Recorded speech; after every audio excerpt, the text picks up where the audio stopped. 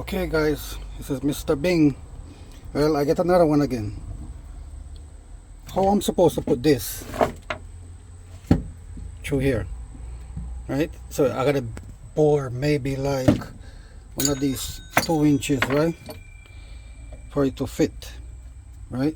See, then you're gonna have this big gap for this through the big hole, right? No, so I get a Bing, right? So why not bore it here, right? Because this is wider than this, see? Right, so